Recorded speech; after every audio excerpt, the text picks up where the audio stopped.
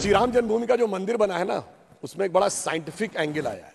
वो क्या है कि रामनवमी के दिन उनके मस्तक के ऊपर सूर्य तिलक होगा। इसके लिए सबसे पहले किस चीज की जरूरत है? जो प्लैनेटरी पोजीशन थी कि अर्थ का जो एंगल होगा सूर्य के साथ, उस पर्टिकुलर दिन कैसे होगा। तो इसमें 3 इंस्टीट्यूट ने काम किया है। दुनिया के सबसे बड़े कॉस्मोलॉजिस्ट कार्ल सैगन, उसने लिखा है only the ancient calculation of Hindus matches with the modern scientific calculation, cosmological calculation. बहुत से लोग कहते थे कि श्री राम जन्मभूमि की प्राण प्रतिष्ठा का मुहूर्त ठीक नहीं है, मगर मैं कहना चाहूंगा उन सारे लोगों को देख लेना चाहिए कि राहुल गांधी जी ने जो यात्रा शुरू की है, इसका मुहूर्त कैसा था, जरा इस पे विचार कर लेना चाहिए।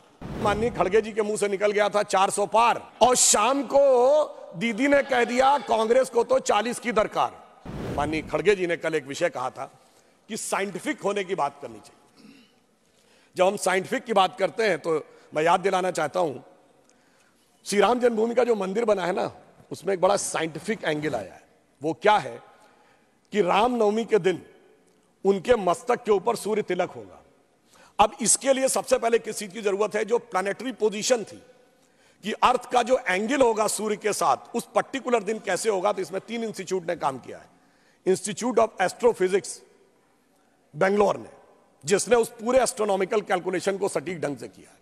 दूसरा है central building research institute Roorkee, जिसने कि उसकी व्यवस्था बनाने का काम किया। और तीसरी एक प्राइवेट कंपनी है जिसने वो कॉन्वेक्स लेंसेज के थ्रू कैसे वो अंदर आएगा और ठीक उसी बिंदु के ऊपर उस दिन केंद्रित होगा, ये व्यवस्था की है। मगर मैं अपने विरोधियों को बताना चाहता हूं, आज तो एस्ट्रोफिजिक्स का इंस्टीट्यूट है, आज तो हमारे पास इतनी टेक्नोलॉजी है, मगर यही तो कोणार्क के सूर्य मंदिर में भी था। यही तो अगर आप देखें तो आंध्र प्रदेश में वेद नारायण मंदिर है, उसमें ही भगवान के चरणों के ऊपर पड़ती हैं। कोल्हापुर में महालक्ष्मी का मंदिर है महाराष्ट्र में, उसमें 3 दिन के लिए इक्विनॉक्सेस आते हैं तो देवी के मस्तक से लेकर चरणों तक चले जाते हैं। कर्नाटक के श्रृंगेरी में जो मंदिर है, उसमें 12 महीनों में अलग अलग सूर्य की गति पड़ती है। पूछिए साहब, अगर विज्ञान नहीं था तो उस जमाने में इतना सटीक कैलकुलेशन कैसे हुआ, जो आज इतने बड़े बड़े सैटेलाइट्स के बाद होने की बात आई है। इसलिए मैं कह सकता हूं कि इसके लिए हमें इस विचार पे धर्म और संस्कृति के साथ इस विज्ञान पर भी गर्व करना चाहिए।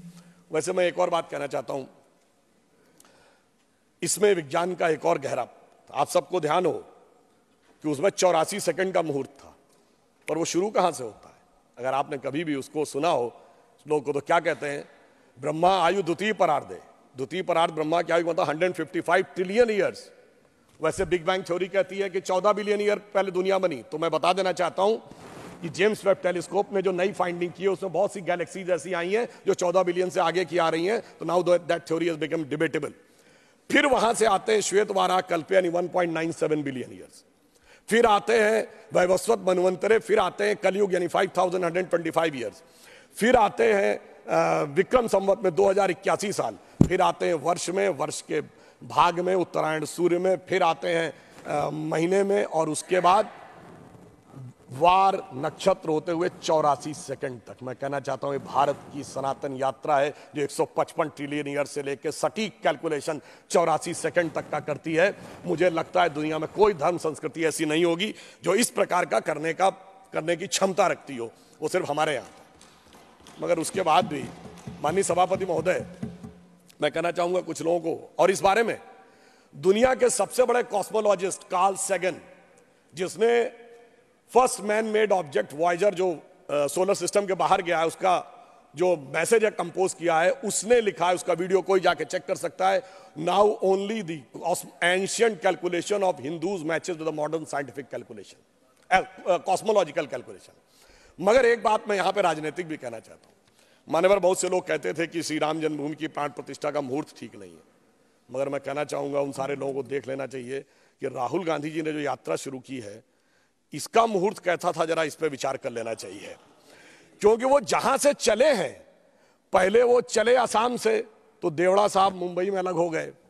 वो बंगाल की तरफ उठे तो ममता दीदी ने अलग स्टैंड ले लिया। उत्तर प्रदेश में मायावती जी ने अलग स्टैंड ले लिया। पंजाब में आम आदमी पार्टी अलग हो गई। बिहार पहुंचे तो गठबंधन ही पलट गया। आज वो रांची में है साहब, सरकार तो बच गई पर वहां भी मुख्यमंत्री चला गया। तो जरा विचार करना चाहिए उन लोगों को कि उन्होंने ये कौन से मुहूर्त में काम शुरू किया है। परंतु उसके उपरांत जिस ढंग से इंडिया गठबंधन की राहुल गांधी जी की यात्रा चल रही है, तो उसके लिए जो हकीकत से मुंह मोड़े हुए हैं, उसके लिए मैं कहना चाहूंगा कि आंख मूंद लेने से ये खतरा न टल जाएगा। आंख मूंद लेने से ये खतरा न टल जाएगा।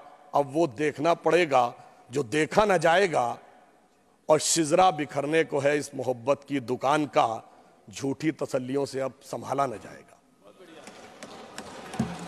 और यह भी एक संयोग देखिए कि कल माननीय खड़गे जी के मुंह से निकल गया था 400 पार, और शाम को दीदी ने कह दिया कांग्रेस को तो 40 की दरकार।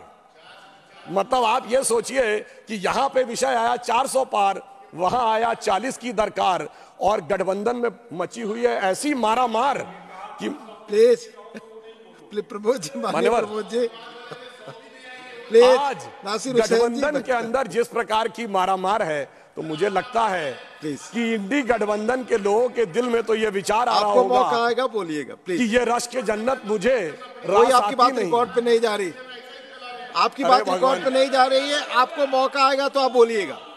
अच्छा चलिए, ममता दीदी ने तो कहा ना 40 की दरकार, इसमें तो कोई किंतु परंतु की गुंजाइश नहीं है कि 40 भी नहीं मिलेंगी। तो महोदय, मैं कहना चाहता हूं आज जिस ढंग की गठबंधन में मारामार हो रही है, तो मुझे लगता है कि शायद वो गठबंधन के सदस्य लोग कह रहे होंगे कि ये रश के जन्नत मुझे अब रास आती नहीं, मैं तो जहन्नुम में ही खुश था है मेरे परवरदिगार।